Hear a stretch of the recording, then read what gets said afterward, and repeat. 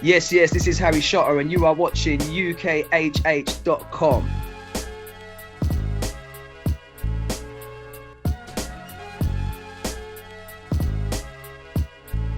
Welcome back to In the Green Room with UKHH.com. And today we are honoured to have with us one of the most formidable artists the scene has ever produced. An award-winning, Guinness World Record holding, multi-genre lyricist, author, and absolute powerhouse. The Bruce Lee of MCing, the prolific Harry Shotta. Welcome to the channel. Hey, good to be here, man. I like that intro. Bruce Lee and all that. Shout out to Semtex for that. He was the one who first started calling me. Is that where it come from? Okay. Yeah, big up DJ Semtex. I wondered. Yeah, no, it's good to be here, man. Obviously, I've been, checking out the website for years. You, man, are big in the game out here. So, yeah, it's good to link up, man, do our thing. Amazing. No, thanks for being here. So we wanted to talk to you about your move to High Focus primarily and the upcoming album. But before we do, we'd like to know a little bit more about the journey that brought you to this point. So to begin with, in your own words, who is Harry Shotta? Yeah, Harry Shotta is a little kid who was running up in his sister's bedroom, 6 years of age. She was listening to soul and funk, rave groove, that kind of music. And at that point, hip hop was kind of getting mixed in with it. And I didn't even know what it was when I heard it. I just heard someone rapping and I was like, what is that? It captivated me. I'll be running up in there trying to play her tapes, trying to find the bits that got rapping on it. Actually, around this time, hip hop started appearing on the telly. There was films that came out, with the hip hop elements in it, films like Juice, things like that. And other films, like some of the even early ones like Wild Style and Beat Street and them kind of things. So I tapped into the films, started learning about the culture, started rapping in the playground, started like literally getting all these tunes, taking any pocket money I had. I go to this record shop near my nan's spot. You should do imports back then, and spend my money on the tunes, learn the lyrics. I was just a hip hop fanatic from really early, man, and it carried all through my teen years. Ended up hooking up with a crew called Red Ninja really early. They kind of took me under their wing. I was going in the studio when I was like 10 years old. At 10 years age, I was writing me bars. I was rapping the lyrics and stuff like that. And all through my school years, I was making music, kind of working it on the circuit. And the thing with drum and bass was, I remember like I just got really into jungle. When it first came out, I was so into that scene, man. Like, your early days of jungle, like DJ Ron, Moose, Navi, 5-0, Ragga Twins. I was so captivated by that scene. A lot of my friends who was rapping at the time went into the drum and bass scene. They started doing like drum and bass music and that kind of thing. And those guys were trying to pull me in for years. And I was like, nah, this is just my fun music. This is what I do on the weekend, just go out, enjoy myself with my mates and all that, go to the raves, have a good time. But it was like, I think it was 2008. Skibadee couldn't make Carnival that year. So Funster said to me, come on, man, jump on with me. I jumped on. I was like hooked from there, started writing drum and bass bars. Within a year, I'd won the Best Newcomer Award and everything just snowballed from there, man. It was like an avalanche, the Animal track that came out, like the Guinness thing you mentioned in the intro, and just a whole heap of shows all around the world, man. And here we are today, like you said, with the High Focus album. It's the next stage of that journey now, man. So, yeah, it's good to talk about it. And who inspired you from the hip hop scene back then? You mentioned a couple of names there. Who else? Who inspired you back then?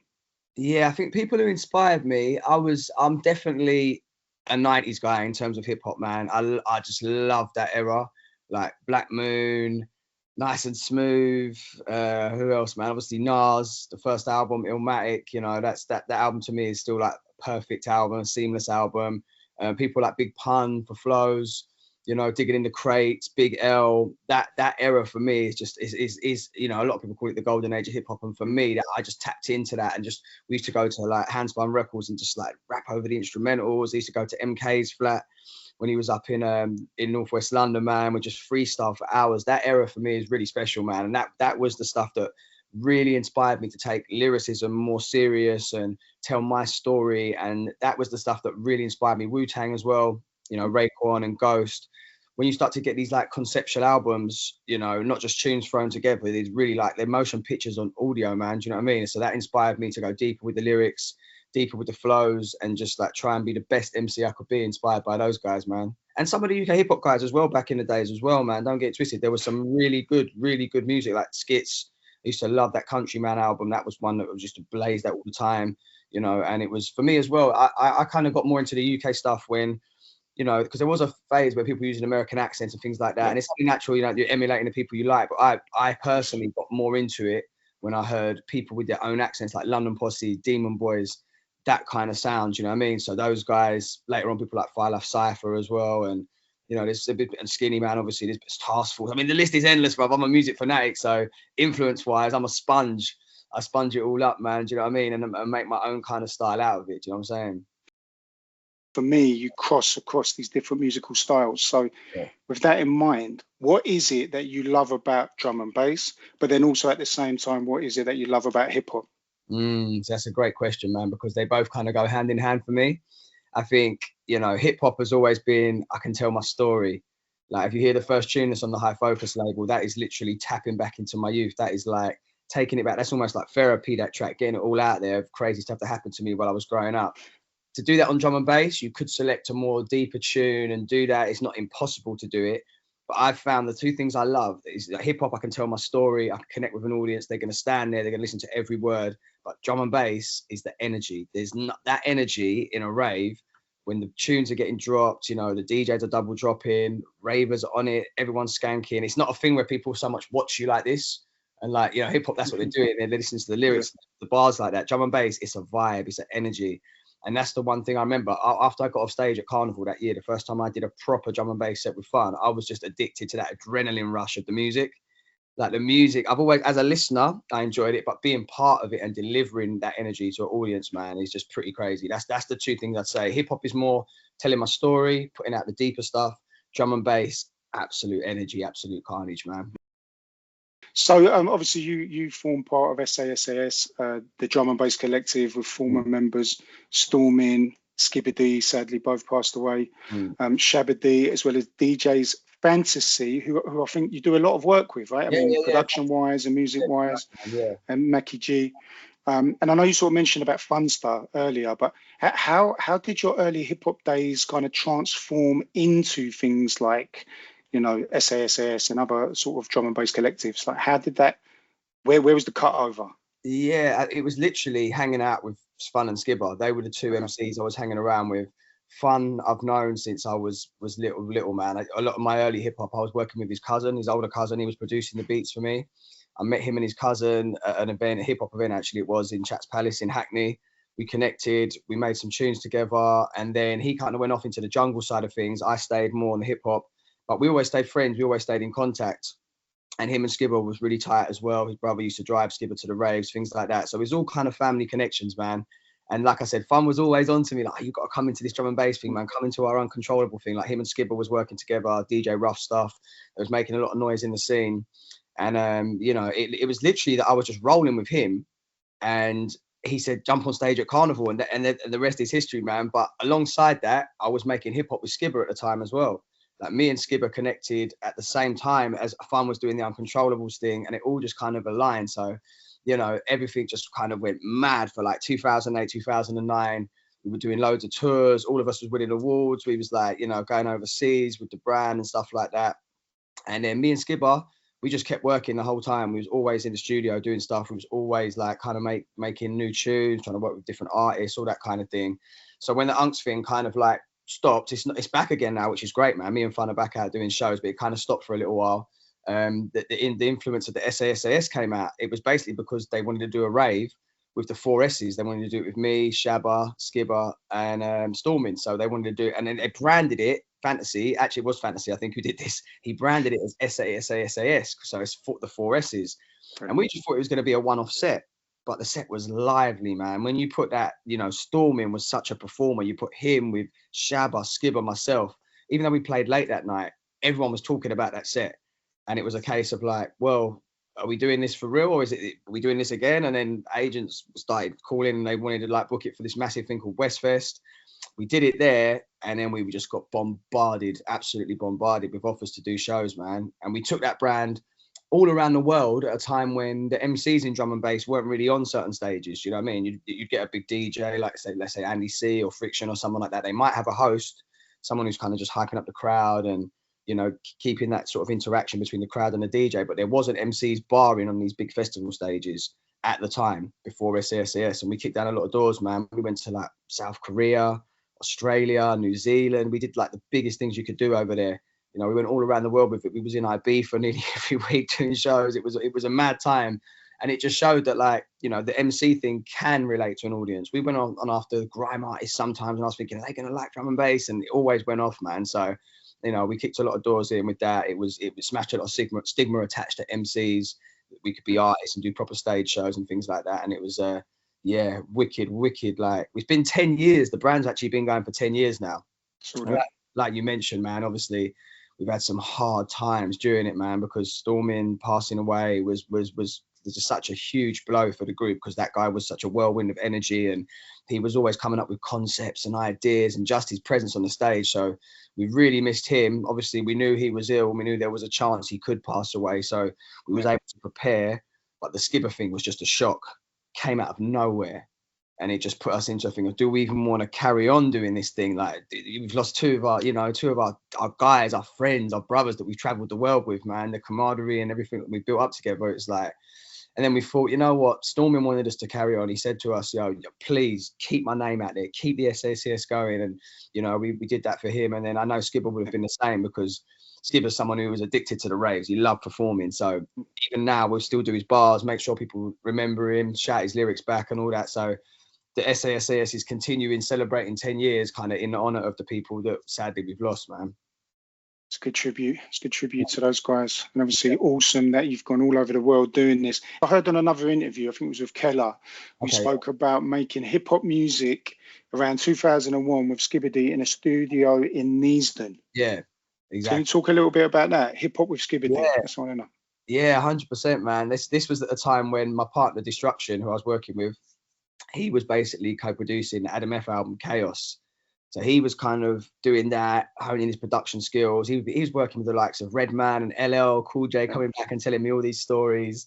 You know, when Gangstar was over, they was hanging out with Guru. He introduced me to Guru. You know what I mean? So he was kind of doing that. And I was like, oh man, like, I'm kind of like, I need to get myself like my own challenge, man. Because, like, you know, my partner's killing it. So I need to up my levels. And at the time I was going to, like I said, a lot of drum and bass raves. And I was seeing how Skibba commanded the crowd. I was seeing how, like, people, like, just like, he was one of the first MCs I think I saw from the UK that people would go crazy for, like they would like an American hip hop artist. Because I used to notice it when I used to go to the shows back in the day. They wouldn't go so mad for the UK hip hop artists who were supporting, even if they were killing it. They were just there to see that American act. Whereas when I went to drum and bass, the Skibba was the star, the Shabba was the star. Do you know what I mean? They was the ones that the kids knew all the lyrics. They even had tattoos of them and, like, you know what I mean? Proper fans and that. So I was like, boy, I think I need to work with Skibba, man. I need to like see if I can connect with him. A guy basically came to our studio. He was an A&R guy that was kind of connecting people and stuff like that. And he asked me the question, man. He goes, I pretty much know everyone. Who do you want to work with? And I said, well, for me, Skibba. And he's like, I can sort that. I can get on the phone and line up a meeting. And that's what he did. We went to the studio in Neasden. Skibba had just set up. And yeah, we recorded a tune that day. And from that day, literally, we never stopped. Me and Skibba never stopped making tunes together. There's like, we put out, you know, probably about 20% of the tunes that we made together. Do you know what I mean? Because we were just in there honing in. Like, we was like, that studio was a wicked hub. Like, even when Canibus came over from the States, yeah, he come to the studio and worked with us for a whole week. Do you know what I mean? And like, we got this mad tune, me, Skibba and Canibus, that never came out. Do you know what I'm saying? Like, yeah. And you ever thought about putting it out? Especially now. You know what? There's a good conversation. It's good you brought it up, because I'd have to reach out to Canibus, man, because at the time we couldn't put it out because he had stuff coming out, and you know, I think at the time he signed to a major, and you know, this is around the time when probably Second Round Knockout just dropped, and there's a Beanie Siegel disc that he did that he actually recorded it in our studio as well. He goes, I need to record something else. He ran in there, we were listening like, all right, he's going at Beanie Siegel, man, this is mad. And so yeah, that would be. I wouldn't mind reaching out to Canibus, man, and working out a way we could put that out. If you want it as a UKHH.com exclusive, we could obviously, you know, work something out as well if you're interested. Yeah. We can see it, man. Yeah. Love to see that come out for sure, especially now, obviously. Yeah, man. And you were part of the first and probably the last illegal drum and bass rave on the London Underground. Yeah, that was a mad one. That was just such a, like, oh man, it just came out of nowhere. I was in the gym and a guy came up to me. It was Jarvis from Troll Station, which is the guys that do all the pranks and stuff. They're well known for it, man. And he was basically like, how do you feel about doing like an illegal rave on the London Underground? And I was like, well, that sounds interesting. We would get arrested. And he was like, we might spend the night in the cells, man, for public disorder or something like that. But he goes, that's about it. He goes, you're not, because they got in loads of trouble, them guys, and I didn't want to get in too much trouble, man. So, do you know what I mean? It's like, but I was like, no, okay, if that's all it is, I can kind of work with that, man. So we planned it. I remember being in my house, man, and just thinking, these guys ain't coming, man. They was mad late picking me up and that, but they turned up. We did it. They literally got on the train, like at Elephant and Castle it was. So it's the end of the line, the Bakerloo line. They masked up the thing. They got all their stuff. I couldn't believe how quick they did it. They set up the DJ decks. They set up lighting. They blacked out all the windows. And then when we got to the next stop, they had the tunes running. Luckily, the first people who got on was like, this is amazing. They started dancing. Right. And then pretty much everyone who got on from that point was just enjoying it. It was just a nice vibe. Everyone was on the vibes. Obviously, they filmed it. We got about half hour in, I think. We got about at least 20, 25, 30 minutes in. And then the police come and shut it down. But the police, even though they were cool, man, do you know what I mean? And I'm not known for being the biggest fan of the police, but when they came on there, you know, they was pretty cool about the whole situation. They said, guys, man, come on, we've got to stop this now. But you know, it's cool as long as you just pack up your stuff and go. Now you can just go home and do your thing. Just don't try and get on another line and do it again. It might be a problem. Because you're sitting on the tube, you're like reading the newspaper or something. It was just, I don't know if you're pretending to be like just a passenger or whatever. Like I'm just trying to base whatever. That was Love it. Man. So funny. They said basically, have the paper. It'll just be, especially where we'll edit it, it'll be really funny. Do you know what I'm saying? And then you just go, can I have a go? And then just start blitzing the mic, man. Yeah. Loved it. And the people that came, it's funny, right? Because obviously people getting on the tube to go somewhere in London and they just start raving immediately. They didn't, the first lot on there were absolutely into it. So, and as you said, the police, when they come on, you can see they were sort of half smiling, but they had to be like, well, we can't let this slide sort of thing. Yeah. So, but for anyone who hasn't seen the video, I'll put the link in the description. Check it out. It's hilarious. Yeah. So, I don't know if they come out of nowhere where you just have a chance meeting with someone. They say, "Do you want to do this?" Like a week later, you're doing it, and then it was like even the newspapers picked up on it, man. I think the Sun wrote a story about it. Channel 4 hit me up. We didn't get to do it, unfortunately. They wanted me to go on Channel 4 News and all that, and it was a huge viral moment, man. So one of them ones you don't plan that just goes off. Do you know what I mean? Amazing. I mean, a bunch of people, I remember hearing about it, but for anyone who hasn't seen it, I'll put the link in the description. Make sure you have a look. And did you say no one got arrested? No one got nicked after that? Everyone just went home and done their thing. And then the next day, it just started going mad online, man. Yeah, amazing.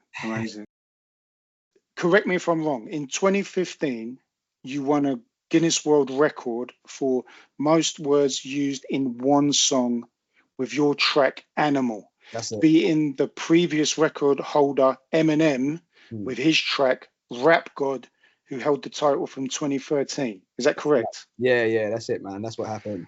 So apparently, Rap God was 1,560 words, 6-minute track. Yours was 1,771 words, 6-minute track. Right. Yeah. That's the one, man. You want to know that, yeah? Tell us all about that. Well, that was another one that kind of just like sort of was an accident. We did this festival called Westfest, me and Fantasy, and he had an idea. Rap God was out doing his thing at the time, and it was people were saying, "Oh, he's going crazy on that." He was like, "What we should do is we should like play a bit of the Eminem, like 16 bars or whatever, and then I'll cut to the instrumental, and you start going in even harder." I'm like, we'll rehearse it, we'll make sure it goes off. It went off, crowd went crazy, big moment for the stage show. And on the Monday, I was like, you know what, we should make a tune that's on that vibe. Like we should, for the Harry Shotta show, we should have our own tune. But the Rap God thing's cool, it's nice, it's a nice little gimmick, but we should have our own tune. And he sent it, and it was just like, it was wicked. Like it was really good to double time to and flex them kind of flows to and all that. And I was like, I just had a little brainwave. I was like, oh, you know what? Make it the same length as Rap God. Make it the exact same length as Rap God. And I will, I'll write the bars, and I am going to go mad with the flows. I am going to try and really do the Speedy Gonzalez thing on it. But I'm not going to like every word, like really, I'm still going to write a tune. I'm not just going to go purely to speed. It's still got to work as a song. So I wrote the thing, and I highlighted it at the end, and I was like, right, it's actually more words than Eminem. It is actually like, it does break his record that he got for Rap God on the Guinness thing. So we recorded it. I played it to some heads in the industry, and they were like, this is mad, man. This is crazy. took it to Jamal again, and he was like, right, we've got to do a video for this straight away. Let's do a video. I'll get you with this new guy I'm working with called Lex. Lex now shoots for people like Santan Dave and a lot of, you know, those big artists. But this time he was just coming up, so we shot the video with him. And yeah, it went really well in the first week. Got about 50,000 views, which at the time was decent. And then the Americans picked up on it. So basically, UKF did an article that came out, and then the whole like people like Funkmaster Flex, Breakfast Club, even T-Pain, Waka Flocka, all these people started posting it. So the Americans got to hear about it, and within like a few days, it had done 1 million views. And then it just kept going up and up and up. And then you had all the Eminem fans coming on and being like, who's this English guy? I was like, yo, it's not even that. Like, I'm, you know, like, especially his first 2 albums, I'm a massive Eminem fan. And all, especially the older stuff, Bad Meets Evil, I love it. You know what I mean? It wasn't a diss. Some of those people took it as a diss, but it was never that. It was just us trying to up our own levels and just have some fun with something, man. Do you know what I mean? And people, obviously, sometimes you do, it's good to have a media angle. It worked. Do you know what I'm saying? Like, and he never responded, but he did actually mention it in a sideway kind of thing on I think it's the Kamikaze album. I was listening to it and he said, no one could ever take my record. I'll always be a record breaker. So I was like, whoa, he's kind of, he's actually, he knows about it. He's referenced it, for sure. Eminem's not the sort of person that, you know, he's a social media guy. You can tell he's more of a like a recluse, just does his thing and then puts out music and maybe does some shows and whatnot. So he's not the sort of person that's going to be on his phone, I think, because if he was, you would have seen it because it was everywhere at the time. Do you know what I mean? But obviously someone told him, and I think he probably had a little glimpse at it. Do you know what I'm saying? And, you know, I think definitely he must have seen it. He must have. I feel that is definitely a nod to you, that lyric, for sure, on Kamikaze. I wish you would have said my name, man. I'd be like, I know, if only, right? But I feel people that know, they'll know, right? Oh yeah, 100%. Because he's definitely talking about the tune. He's definitely talking about the animal and the fact that someone came out from the UK and broke it. But like, you know what I mean? I've always been a record breaker, whatever he said, you know what I mean? And yeah, it was a good moment, man. It was good fun. Big time, big moment. We want to know about the move to High Focus, right? So in January 2025, it was announced that you would be joining the High Focus family. And although it wasn't a secret that your roots lie in hip hop, why now this move back into the music? Yes, well, it really goes back, and this is the main reason I wanted to do this hip hop project, man, is because when Skibba passed, I realized that we are not here forever. And I was always saying, I've got to go back and make my ultimate hip hop album. I've got to do it, and I'm gonna do it, and I'll do it next year, and I'll do it. And I never did it. And when he passed, I was like, look, no one is promised tomorrow, man. This is my time now. I've got to make this album that I've always been talking about. And weirdly enough, when I was thinking this and thinking I've got to do it like next year, because it was sort of, I think it was sort of November, sort of December times, I was thinking I've got to do this album. Fliptrix just randomly hit me up and was like, oh, we're doing a High Focus party. I think it was their birthday or Christmas party or something like that. And he was like, would you like to come and perform? And I was like, yeah, I'd love to do that, man. I goes, do you want a hip hop set? He goes, no, we want some drum and bass at the end of the night, man. Just come shell it down. And I noticed over the years that the High Focus, people like High Focus were digging what I was doing as well. And there was a little crossover. So we went and did the show. It went off. I couldn't believe how much it went off. I was a bit like, oh man, these hip hop heads, they really gonna, but it did. It went off. Do you know what I'm saying? It was great. Skinny Man jumped on the mic. Leaf jumped on the mic. We had a wicked set, man. And after it, I said, oh, Flips, I'm going to call you in the week. I've got an idea for something, man. So I called him and I said, yeah, I've got this whole idea for an album. For me personally, coming back and doing hip hop and doing it properly in the way I want to, I would love to do it with you guys because I've seen what you've done, you know, with your roster in the past, the 4 Hours, Jam Baxter.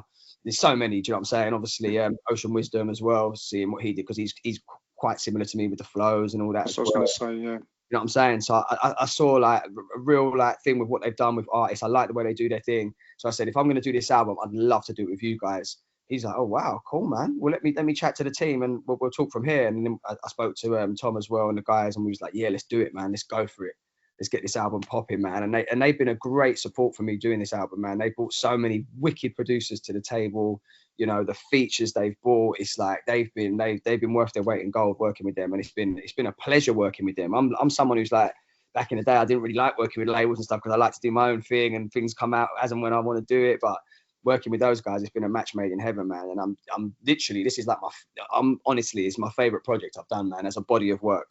It's my favorite project I've done because it's personal. It's taking it back to the hip hop, but it has got the influence still what I've come up in. It's got, you know, the flows and you know, it's got influences from the grime, the garage, the drum and bass and the jungle. It's all kind of in there, man. So yeah, I'm proud of this album, man. I can't wait to release it now, to be honest. Amazing. So Odyssey. So this is the new album. So I mean, you've released other albums and EPs previously, like the Harry Shotta Show, Showtime, Back for More, but this is the first hip hop album. Although listening to it, you know, which I have, I love it. It does cross a lot of different kind of sounds. How would you describe this album, and who is it for? Yeah, I mean, this album is definitely my most personal work to date. Do you know what I'm saying? I really dug deep, really took it back of, you know, what makes me who I am. I've really like kind of got into a therapy thing with the bars and all that. There's some deep tunes on there, man. And I just like threw myself into this thing. Like, I'm blocking out everything else at the time. I wasn't really doing many features. I was just literally honed into this album, man. And you know, first of all, the first 5-6 tracks was all boom bap, man. It was all like me and Leaf locking in, ill-informed, working with Flip Tricks on some features and stuff like that. King Kashmir, you know, he made some bangers, and this was like the first 5-6 tracks. And then the guys were like, man, this is amazing. We love it. This is ticking that high focus box all day. But we need to see some of the Shotta side as well. Do you know what I'm saying? And that's when they brought in Forest LG. He's a wicked producer, man, formerly known as Chemo.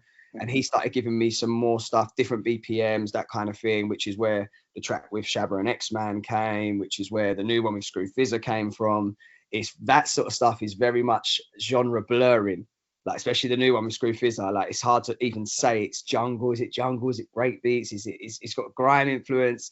It's all kind of thrown in the pot. And that's one thing I will say with those sort of more genre blurring tracks is that's a part of Harry Shotta, man. I've always been a sponge, like I said at the beginning of the interview, with other music. Hip hop is the core, but I've always loved grime. When it first came out, I was addicted to Lord of the Mics and watching those things. Do you know what I'm saying? And then I've always loved drum and bass. I've always loved jungle. So it's only right that music seeps through this album as well, and there's an undercurrent of that kind of style. Do you know what I mean? And what I noticed, you said, who's the album for? It's for the hip hop heads, but it's also for the Harry Shotta fans, because when I've put out different styles of music, they've always been cool with that. They've always like been like, yeah, we know you come from another genre and you bring this to the table. Like, even when I went to Canada, they'd be like, we love what you do because we're hip hop fans over here and we can hear that hip hop influence in your bars, and that's why you're one of our favorites. Do you know what I'm saying? So yeah, it's for everyone. It's for the Shotta fans, it's for the hip hop heads, it's for the D&B heads. So people who love that UK vibe, man. Do you know what I'm saying? And all those elements coming into one. And the feature list is pretty crazy, man. Like Flip Tricks, Leaf Dog, obviously the team. We've got Graph as well from America, killed it, came through, bodied the beat on the Farmer G track. Who else is on there, man? I'm trying to think now. X-Man, Shabba, Screw Fizzer, Terry Walker. Rag and Bone Man. Whoa, that one there. Spider, yeah. How can I forget that one, man? That one's crazy, man. But let's start with It Wasn't Easy, produced by Leaf Dog. It's got kind of a black and white. The whole thing's black and white, isn't it? Was that an artistic choice? Tell us a little bit more about It Wasn't Easy, the song and the video. Yeah, It Wasn't Easy. That is a nod to like what hip hop did for me as a youngster, man. I was going through a mad period. My mum and dad split up. My dad very quickly remarried a woman who didn't turn out to be very nice, especially to me.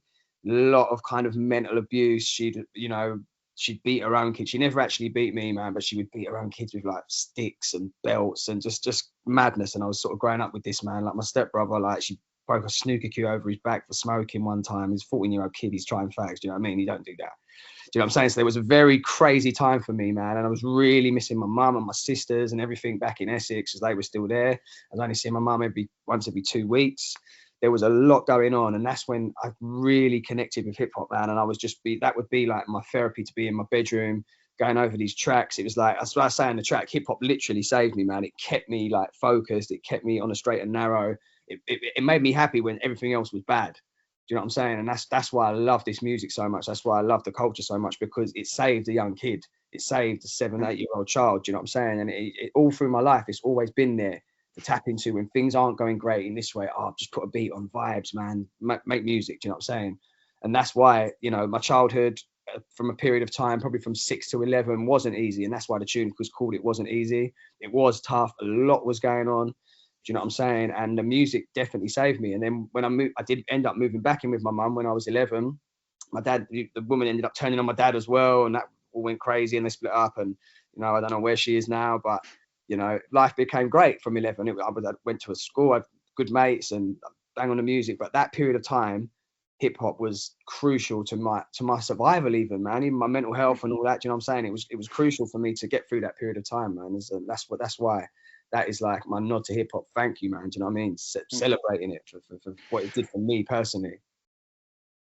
Labour of Love with Screw Fizzer came out literally at the time of this recording a few days ago. Yeah. Produced by Forest DLG, Chemo. That's enough. That's more of like a celebration of the rave culture. That's more of a celebration of those years going out raving. You know, there's a little nod to Music House in there, which was where everyone used to cut their dubs. This is my Music House. You know, like, so I threw that in there as well for the heads that know. And music is a labour of love, man. We do it because we love it, man. 100%. But in your words, tell us some of your highlights off the album. Yeah, definitely. It Wasn't Easy to me has become like a signature tune for me now. That is, I love that record. Definitely the one you're saying with Flip Tricks and Verb T, because that is the legendary, that is the classic boom bap thing that I was trying to get back to, and we nailed it on that tune. So I love that one.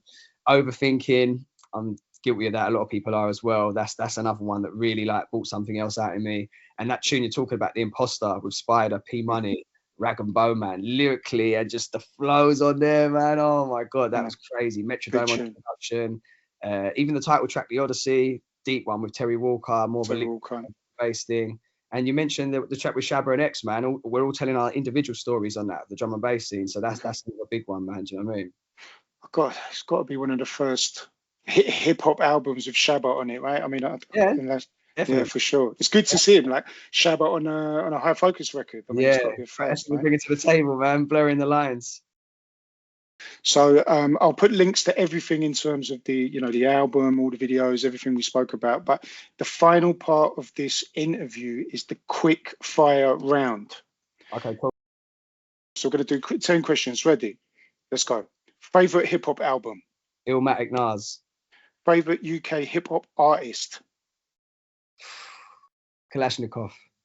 Favorite film from the rap cinematic universe? Juice. Favorite instrumental? Shook Ones 2, Mobb Deep. Best venue to perform at? Rampage, Belgium. Best venue to be the audience at? I'm taking it back. It's not even there no more, but Stratford Rex. Your dream collaboration? Big Pun. All day, man. Biggest influence in hip hop? I would say Big Pun for the flows, man. 100%. Big Pun. Best album artwork? Best album artwork. Oh, Public Enemy, Takes a Nation of Millions. Love that one, man. Favorite cancelled artist? No, just kidding. Okay, I'm kidding. Oh, man. No, it's a joke. That's a joke. Thank you for being a good sport. So where can we come to the end of the interview? Where can people find you online? Yeah, you can find me on the Instagram, The Real Harry Shotta. Always interacting with people on there, regular content on there. Check the website, harryshotta.com. Check the Facebook, the official fan page on there, and on X as well as Harry Shotta, man. So yeah, just tap in, man. We can talk. It's all good. So thank you, Harry Shotta, for joining UKHH.com in the green room. It's been great having you. And until next time, everyone, take care. Salute, man.